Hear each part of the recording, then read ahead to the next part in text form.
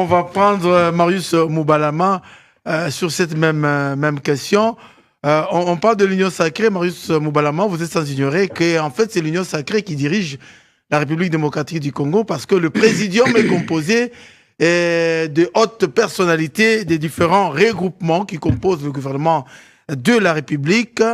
Imminente sortie d'ici vendredi, est-ce le président le rassemble justement pour anticiper sur le frustration? Êtes-vous d'accord qu'il y ait de frustration au regard de ce qu'on a vu après la sortie des ordonnances nommant à la présidence et autres institutions? Monsieur Edi Kaniki, une fois de plus, je suis sidéré, je suis dessus et révolté même. Voilà comment est-ce que la classe politique congolaise nous détourne sur des questions plus importantes. Même vous, Edi Kaniki, cette classe-là vous a détourné des questions plus importantes que ce que nous sommes en train de vivre aujourd'hui. Union sacrée, gouvernement et tout. Ce gouvernement, le nouveau gouvernement, viendra répondre à quel problème? Le pays est dans quelle situation aujourd'hui pour que leur... Parce qu'à ce moment ici, tout leur être, toute leur intelligence est tournée vers un nouveau gouvernement. Tout le monde cherche par comment entrer dans le gouvernement. Dans l'entretemps, Nanga.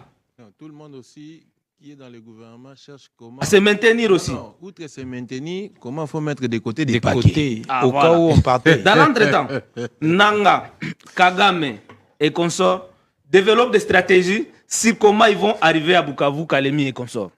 Nous ici, nous sommes en train de nous battre sur la formation d'un nouveau gouvernement. Donc tout ce qui est question sécuritaire à ce moment ici est mis en berne. Ça c'est déjà un problème. De deux, M. Kaniki, Oui. le 2 août, il y a eu une cérémonie, une activité très majeure et vitale pour notre pays.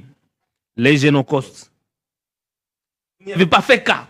Pourquoi? Ce n'est pas de votre faute, Papa Kaniki. Les politiques ont détourné votre attention par rapport à ce qui les intéresse. Mais l'intérêt national est mis à côté.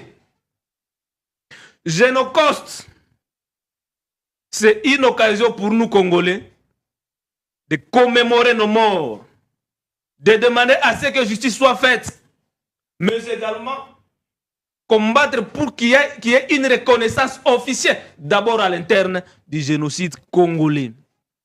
Pendant tout le temps que Kabila a été au pouvoir, il n'a jamais reconnu qu'il y a eu génocide dans notre pays. Or, tout ce que nous avions connu dans ce pays allait dans le sens, tous les morts, c'est pour, par exemple, éliminer une ethnie, éliminer un groupe religieux, et ce sont des caractères pour qualifier d'un meurtre des génocides. Mais sous Kabila, on n'avait jamais parlé des génocides au Congo. Et nous, on s'apprend à la communauté internationale, dire que la communauté internationale n'est pas en train de reconnaître les génocides qui se font au Congo. Dans l'entretemps, nous-mêmes à l'interne ici, ces génocides-là, on ne les reconnaît pas. Ça, c'est déjà un problème. Les génocides que nous avions connus dans ces pays, longtemps on nous avait dit que non, les morts qu'il y a ici et là sont des conflits ethniques. Les Hema contre les Lendu, les ceci contre les Slaves. Or, c'est faux. Les grands mobiles des génocides au Congo, ce sont des intérêts économiques. Ceux qui financent les guerres cherchent à avoir le contrôle sur les minéraux. Et ils organisent des morts, des génocides dans notre pays, des guerres d'agression pour avoir le contrôle ou l'accès illicitement sur ces minéraux-là.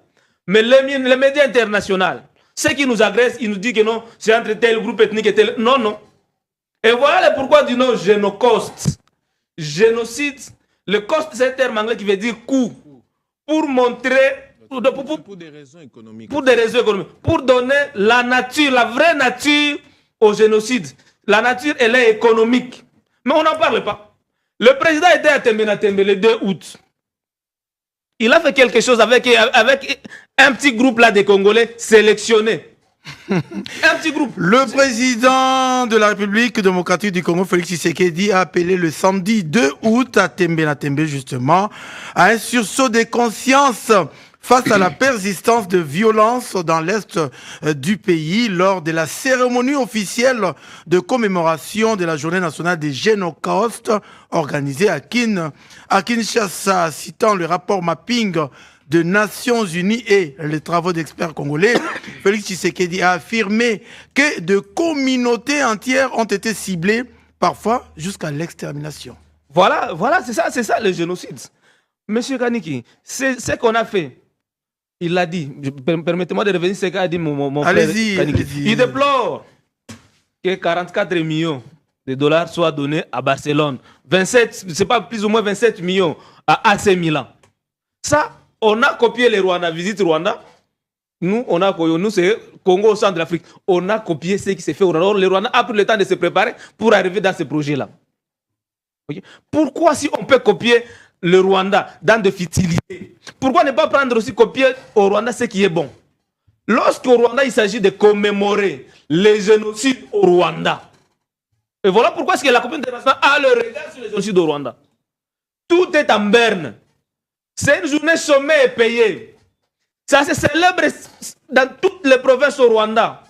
Ce jour-là, au stade Amahoro, je crois, au Rwanda, le chef de l'État, la population, les autorités civiles et militaires, tout le monde au stade allait commémorer ces génocides-là. Ici, qu'est-ce que nous avions vu à Tembe-Natembe? Les mêmes personnes qui ont été complices de ces génocides-là, on se moque de qui?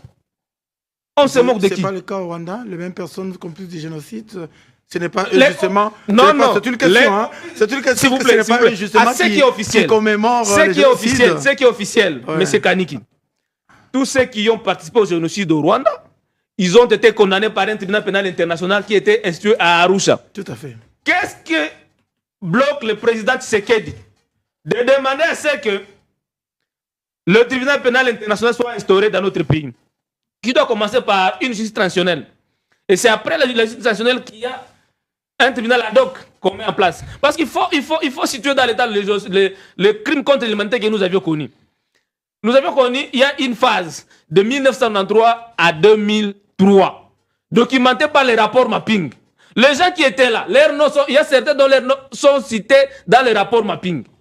Et ce sont ces gens-là qui ont bloqué à ce que Kabila ne puisse pas demander le tribunal pénal international. Les mêmes personnes sont en train de gangréner la gestion de Tshisekedi, sont en train de flouer Tshisekedi pour que Tshisekedi aussi ne puisse pas demander le tribunal pénal international. Et ils étaient là. Et ces mêmes personnes-là, au lieu de commémorer comme il faut, ils ont, juste après, s'il vous plaît, juste après, Tembe-Natembe, nous les avions vus en tenue de mariage à l'effigie de Fati pour aller maintenant dans les histoires de l'Union sacrée. Ce qui les importe plus, l'intérêt de la population mis à côté. Oh, mais est-ce que vous ne vous contredisez pas justement, je vous en prie, hein? Laissez-moi vous donner le temps de mettre un point-virgule. Est-ce que vous ne vous contredisez pas justement? Parce que s'il faut trouver la solution au problème de la population, cette solution doit être trouvée par un gouvernement.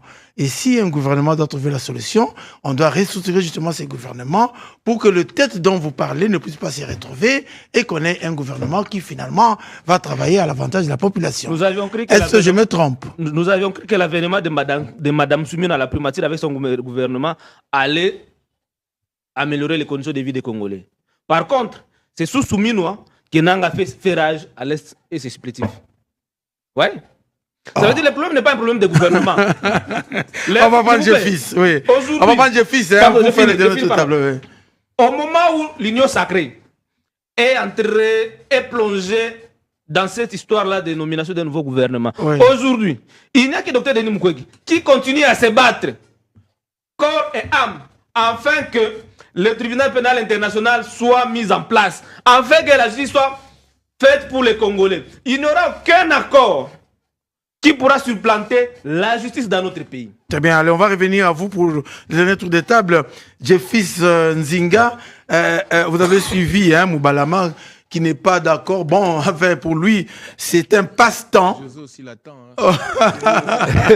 Pour lui, c'est un passe-temps que de se retrouver en réunion pour un échange et pour réfléchir sur le prochain gouvernement. De votre point de vue, Félix Tshisekedi était-il obligé de réunir ces classiques de l'Union sacrée à l'aube de la sortie d'un gouvernement que Marius Moubalama estime on va dire, sans importance. Ok, merci pour la parole. Je sens que ça va dans tous les sens. On va essayer de mettre de l'eau dans le vin. J'ai parlé des réservistes avant d'entamer à la question. J'ai reçu quelques réservistes qui sont venus me parler. Après m'avoir entendu parler d'eux ici, ils ont aussi soumis leurs problèmes, ou alors là-bas aussi il y a des frustrations. Ils voient que le cas de ce qu'ils appelaient jadis M24 devenu M25, il ne s'agit pas de milices, soyez-en apaisés. Il s'agit de magistrats promotion 2024 qui ont été nommés en 2025, qui fait de promotion 2025. Et ce dernier, depuis, sont à la maison attendant être convoqués. Depuis 2 ans. Oui, être convoqués, 3 ans. 3 ans. Depuis le concours, être convoqués